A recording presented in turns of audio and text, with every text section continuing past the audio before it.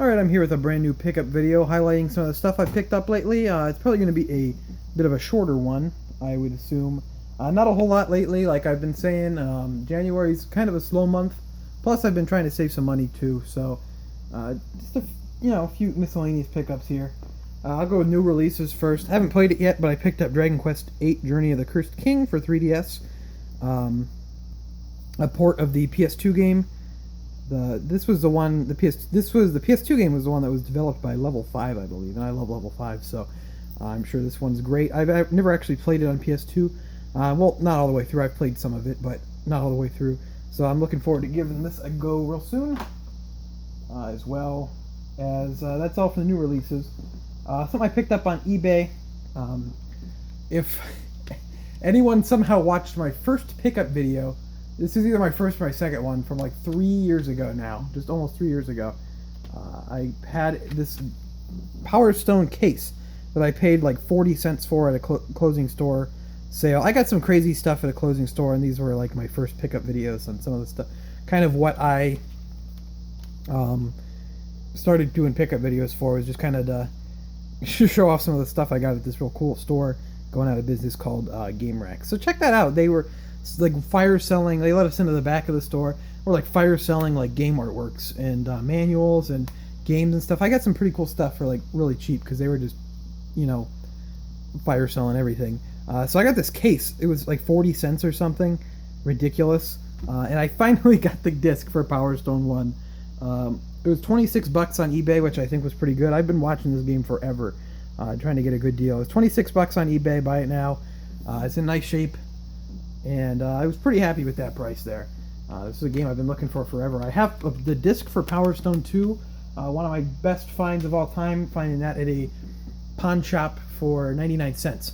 But now I have a complete copy of Power Stone 1. Now I'm just looking for the case for Power Stone 2. So if you have a good condition case for Power Stone 2, hit me up, and we'll work out. I'd like to actually work out a deal for that if you want to just get rid of the case. Drop in all the rest of this stuff, but who really cares? I guess I'll go with more Dreamcast stuff I picked up, if I can find where the second half of that case went. This was, I don't remember the prices exactly on these. This was kind of stupid, but I think it'll work out in the end. GameStop, that's, it's going poorly already, but GameStop has that retro thing. I'd never bought anything from it before, but they were having like a flash sale. I actively dislike GameStop, so I try not to support them too much. But they were having a flash sale. There was also a code you can use to get off more. So I was using the flash sale, which everything was already, I think, 25% off, and then this code got me another almost 20% off or something like that. So this stuff was really cheap. Like some of these games are under $10, and they're pretty decent. So I decided to take the gamble. I actually also ordered a copy of Shenmue and Power Stone, actually. I was going to get Shenmue at, like, I don't know if it was going to be complete or loose. I was supposed to get that for $18 and Power Stone for $22 or something like that. I did them in two separate orders. The stuff I'm about to show, which I'll go through real quick in a second, and then the Shenmue and Power Stone. And for some reason, GameStop just never like shipped the stuff or anything, so I thought, oh, maybe they shipped them together and then didn't mark those two as shipped, because I did them in two separate orders, so they didn't mark those two as shipped. I got the package with these in. That was not the case. I didn't get them. They were still never shipped or anything. I emailed GameStop support. They said, oh, we'll ship them to you as soon as we can, or something. Just a bunch of PR crap. And then they just canceled the order straight up on me.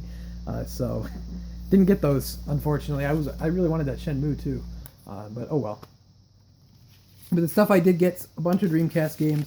I paid, I think, like 45 bucks for all these. Not even like $40, and then tax brought it up to 45. It was pretty cheap. I got some cool stuff though. Unfortunately, all but one of them is complete, but the one that's complete is pretty cool. So I'll go through them real quick. This is I don't remember how this was. I don't remember the prices on these, except for two of them, I believe. Sword of Berserk, Guts Rage, just disc only. These have some definite resurfacing marks on them. This one's not too bad, but some of them have some definite resurfacing marks, and they're like not even, looks like they were done by like a JFJ Easy Pro, like something I own and not something that GameStop would own. And even like my work with the JFJ Easy Pro, I think looks better than some of these, but I might, do them again because these don't look good. I don't know if you can really catch that. Pretty poor show. But next one I got here, these were sent also in like paper CD cases. So whatever. I put them in plastic ones. Capcom versus SNK. That was dirt cheap, obviously. I wouldn't have bought these if they weren't dirt cheap because I knew going into them that I was probably not going to get cases for any of these. And that was pretty much the case. Rayman 2: The Great Escape. I do remember this one was like $8 or something like that.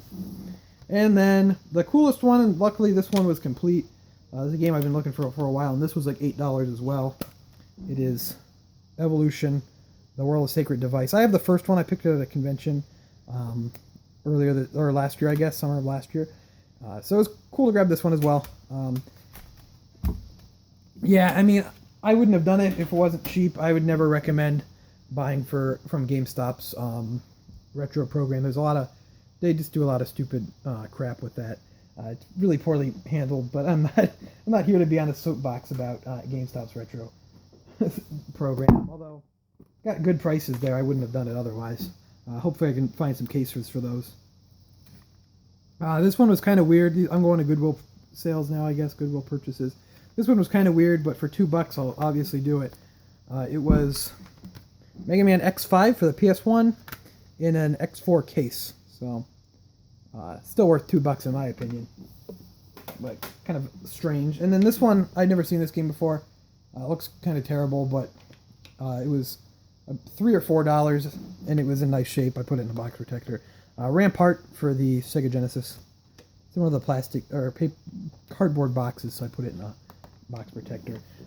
If you buy box protectors, the NES ones usually will fit the Genesis cardboard cases. So if you want a cardboard case for like a 32X game like Doom or I'm trying to think Sonic and Knuckles, try an NES box protector.